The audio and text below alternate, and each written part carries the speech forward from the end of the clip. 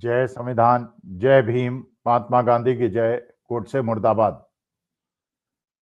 ये जो इस समय देश की परिस्थिति है और जिस तरह से एक एक करके भारतीय जनता पार्टी द्वारा देश को अंदर से तोड़ने की प्रक्रिया चालू है, नए नए कानून नियम बनाकर लोगों को परेशान करने की प्रक्रिया चालू है, आखिर इस प्रक्रिया से देश को छुटकारा कैसे मिलेगा? 2014 में मोदी जी सत्ता में आए, हमने उनका समर्थन इसलिए किया कि जो उन्होंने नारे दिए थे, जो हमें सपने दिखाए थे, देश की जनता ने उस पर विश्वास किया और मोदी जी को सरकार में सत्ता में बिठाया। लेकिन मोदी जी ने सत्ता में आने के बाद जो भी किया, एक एक करके जो भी निर्णय उन्होंने लिए, लोगों की राय से लिए, अपने कैबिनेट की राय से लिए या अपने विवेक से लिए, वो सारे निर्णयों ने यह दिखाया कि उससे देश के अंदर टकराहट बढ़ी और देश अंदर से कमजोर हुआ और अंदर से उसके अंदर प्रतिद्वंदिता और एक दूसरे के प्रति दुर्भाव बढ़ा। 2014 से कहा गया था कि 140 करोड़ एक परिवार, सबका साथ सबका विकास। हमने सोचा था जोड़ने की प्रक्रिया होगी, पूरे देश को जोड़ने की प्रक्रिया होगी, लेकिन बिना सोचे समझे पूरे विश्व के अंदर आज तक जितने भी नोटबंदी के कार्यक्रम किसी भी देश में चले हैं, आप गूगल सर्च कर सकते हैं, रिसर्च कर सकते हैं, कहीं भी नोटबंदी सफल नहीं हुई है। हर जगह देश को इसका नुकसान हुआ है और सत्ता पक्ष को इसका नुकसान हुआ है, जिसने भी नोटबंदी लाई। अमेरिका के अंदर 20% डॉलर फेक हैं, इसके बावजूद वो नोटबंदी इसलिए नहीं करते कि वो जानते हैं कि अगर नोटबंदी करेंगे तो देश के अंदर बहुत ज्यादा बुरी स्थिति पैदा हो जाएगी। 2004 में चिदंबरम जब फाइनेंस मिनिस्टर बने तो उन्होंने एक ऐसा निर्णय लिया कि नोटबंदी भी हुई, लोगों को परेशानी भी नहीं हुई, मुद्रा का चलन भी कम नहीं हुआ और देश को किसी प्रकार की परेशानी महसूस भी नहीं हुई। 2004 के पहले जो नोट हुआ करते थे उनके ऊपर ईयर ऑफ प्रिंटिंग नहीं होता था।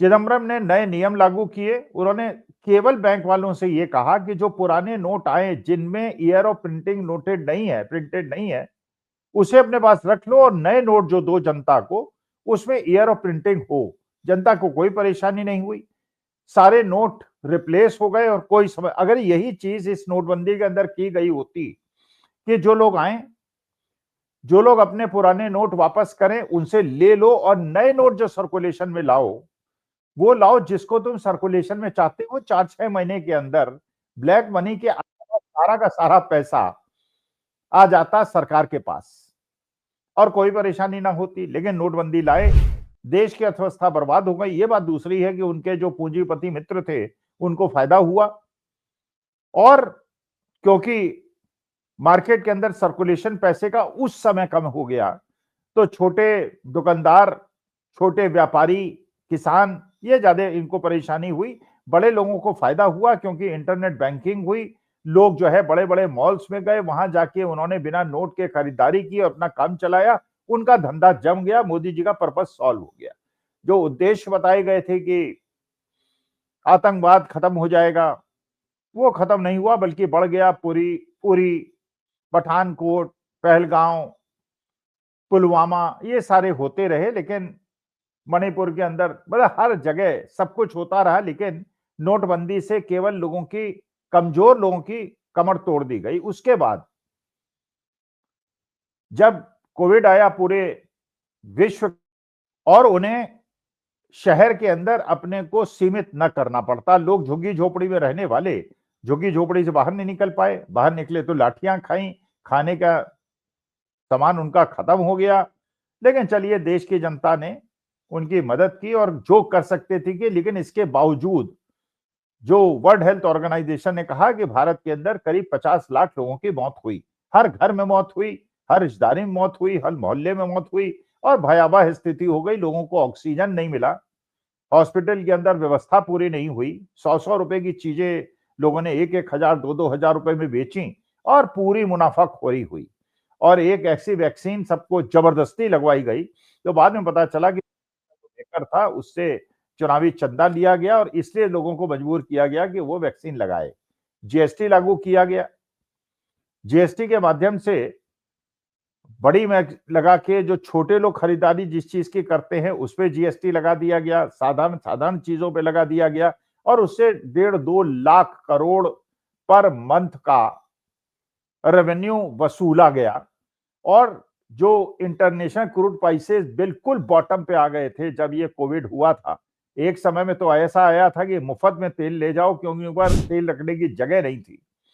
उस समय भी हमारे देश के अंदर तेल के दाम नहीं घटाए गए, टैक्सेस को बढ़ा कर देश की जनता को लूटा गया और केवल 5 किलो अनाज देके उनसे कहा गया कि देखिए हम आपकी भरपाई कर रहे हैं, जबकि वास्तविकता आपके सामने है। उसके बाद एक-एक करके हर वो काम किया गया जिससे देश अंदर से कमजोर हो।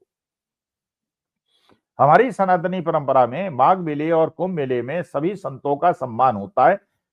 माघ मेला और कुंभ मेला वास्तविकता में संतों का स्नान होता है और बाकी जनता उनके दर्शन करने जाती है। और प्रयागराज के अंदर हर तरह के संत वहां मौजूद थे और हमारी सनातन परंपरा में जो सबसे बड़े 4 शंकराचार्य हैं वो भी मौजूद थे।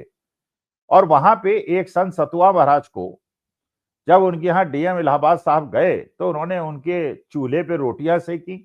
और ये बताया जाता है कि सतुआ महाराज जब स्नान कर तो उनके साथ हाथी भी थे और वो बुलडोजर पे चढ़ के गए।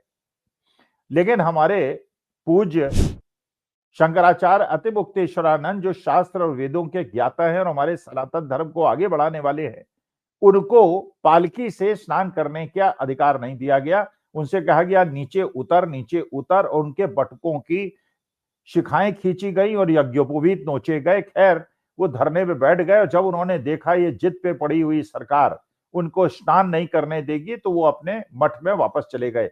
लेकिन ये बात जरूर बताई जा रही है अब कि उनके पास ये प्रपोजल आया था राज्य सरकार की तरफ से कि आपको स्नान भी कराया जाएगा, आपके ऊपर पुष्प वर्षा भी कराई जाएगी, लेकिन आप ये न करें। लेकिन उन्होंने कहा नहीं, मेरे को जब आपने मौनी अमावस्या में स्नान नहीं करने दिया, आपने मुझे मकर संक्रांति में स्नान नहीं करने दिया, तो मैं वापस जाऊंगा और इस प्रकार का अपमान सनातन धर्म का अपमान है और हम इसका आंदोलन के माध्यम से इसका प्रतिकार करेंगे। चारों शंकराचार्य ने कहा कि 10 मार्च को दिल्ली के अंदर एकत्रित होंगे और जो ये हुआ है, क्योंकि ऐसा बताया जाता है कि शंकराचार्य के मठों की जमीन को सरकार अपने अधीन करके राष्ट्रीय सेठ को देना चाहती है, इसलिए शंकराचार्य के खिलाफ दिल्ली के कहने पे लखनऊ द्वारा यह मुहिम चालू की गई थी, जिसको लखनऊ ने आगे बढ़ाया और दिल्ली ने इसमें चुप्पी थाम ली। एक बंटवारा और, इसके बाद एक बंटवारा और किया गया। यूजीसी के नियमों में अगर उच्च विश्वविद्यालयों में और उच्च शिक्षण संस्थाओं में एससी एसटी एक्ट के छात्रों के साथ अगर कोई जाति सूचक शब्दों का उपयोग होता था तो उनके लिए दंड की व्यवस्था थी। और इस प्रकार का कानून बाहर भी है, यूनिवर्सिटीज के बाहर भी है, किसी को कोई आपत्ति नहीं थी। लेकिन उसमें ओबीसी को भी ऐड किया गया और उसमें नियम में यह भी संशोधन कर दिया गया, उसमें यह भी संशोधन कर दिया गया कि अगर कोई दलित या ओबीसी सवर्णों के साथ दुर्व्यवहार करेगा तो उसमें इस प्रकार की प्रक्रिया नहीं अपनाई जाएगी। लेकिन अगर ओबीसी और दलित ने सवर्ण के खिलाफ कोई शिकायत कर दी तो जल्दी से जल्दी उस पर निर्णय होगा और तुरंत उसके अंदर कार्रवाई होगी। और जो कमेटी बनेगी उसके अंदर एक एससी होगा, एक एसटी होगा, एक ओबीसी होगा, एक महिला होगा और एक दिव्यांग होगा। मैंने 10 मेंबर्स की कमेटी में कम से कम 5 लोग तो ये होंगे ही होंगे। अब सवर्णों का कहना यह है कि भाई अगर कोई आदमी दोष करता है, अगर आदमी किसी को भी अपमान करता है, अगर किसी की भी शिखा खींचता है या ज्ञोपवीत को तोड़ता है, उसको भी दंड मिलना चाहिए। लेकिन प्रयागराज में जो हुआ बटुकों के साथ, उसमें प्रशासन के अधिकारियों का दोष इसलिए नहीं है कि पिटने वाले ब्राह्मण थे। अब आप ये खुद कल्पना कीजिए कि क्या वेस्टर्न यूपी के अंदर जहां जाट और गुर्जर और यादव बहुतायत में हैं और ज्यादा शक्तिशाली है, उनके सामने खड़े होने की क्षमता क्या ब्राह्मण और राजपूतों की और वैश्यों की है? अगर एससी एसटी में तो बात मानी जा सकती है कि हजारों साल उनका शोषण हुआ है और शारीरिक और आर्थिक रूप से कमजोर है तो उनका शोषण हो सकता है, उनका अपमान हो सकता है। लेकिन अगर ये सोचा जाए कि बिहार के अंदर जहां 17% यादव है और उत्तर प्रदेश के अंदर जहां 15% यादव हैं और वेस्टर्न यूपी के अंदर जहां जाट और गुजरों का प्रभुत्व है, वहां पे कोई उन पे अत्याचार कर सकता है, लेकिन अगर वो अत्याचार करेंगे सवर्णों पे तो उसकी वो गंभीरता नहीं ली जाएगी। तो ये पूरे देश को फिर विभाजित कर दिया गया सवर्णों के बीच में और ओबीसी के बीच में। एक तरफ सवर्ण अपनी तलवार भांज रहे हैं, दूसरी तरफ ओबीसी अपनी तलवार भांज रहे हैं, और दोनों तरफ से ऐसा माहौल बन रहा है जिससे मेरा देश कमजोर हो रहा है। एक तरफ पाकिस्तान, बांग्लादेश, चीन, नेपाल सब हमारी तरफ आंख लगाए बैठे हैं और हमारी भारतीय जनता पार्टी का एक एक नियम लेकर देश को अंदर से कमजोर कर रही है। तो मेरा निवेदन यह है कि इन सब मुद्दों में न उलझने के बजाय, क्योंकि मेरा मत यह है, ना मैं तो यूजीसी के संशोधन के फेवर में हूं ना इसके अगेंस्ट हूं, मैं इसमें बिल्कुल तटस्थ हूं, लेकिन मैं ये मानता हूं कि जो स्रोत है इन सब मूर्खतापूर्ण निर्णयों का, उस स्रोत को अगर आप बंद कर दें, और ऐसे निर्णय जो 50-60 साल कभी ऐसे नहीं हुए, एक मंडल कमीशन में जरूर विरोध हुआ था लेकिन बाद में उसको जनता ने स्वीकार कर लिया था, तो यही इस बार भी होगा। और जिन लोगों ने भारतीय जनता पार्टी को भरपूर वोट दिया है, इसके बावजूद अगर नहीं चेते और ये समझते रहे कि अब्दुल के घर में परेशानी हो रही है तो हमें क्या परेशानी, तो वो भी भुगतेंगे सब, सबका साथ सबका विनाश। यही मेरे ख्याल से सत्ता पक्ष का ध्येय है, जिससे अगर बचना चाहते हैं तो जो स्रोत है उसको बंद कर दीजिए और ये इस प्रकार की सरकार लाइए जो इस सोच समझ के निर्णय ले। किसान बिल आया, ट्रांसपोर्टेशन बिल आया, हर नियम को ले आते हैं और उसको वापस ले लेते हैं या कोर्ट से स्टेज लगा देते हैं, लेकिन समाज को अंदर से तोड़ देते हैं। जैसे 4-5 दिन के अंदर जब से ये यूजीसी संशोधन आया है, देश के अंदर विभाजन सामाजिक और जातीय आधार पर इतना ज्यादा बढ़ गया जिससे मुझे घबराहट होती है।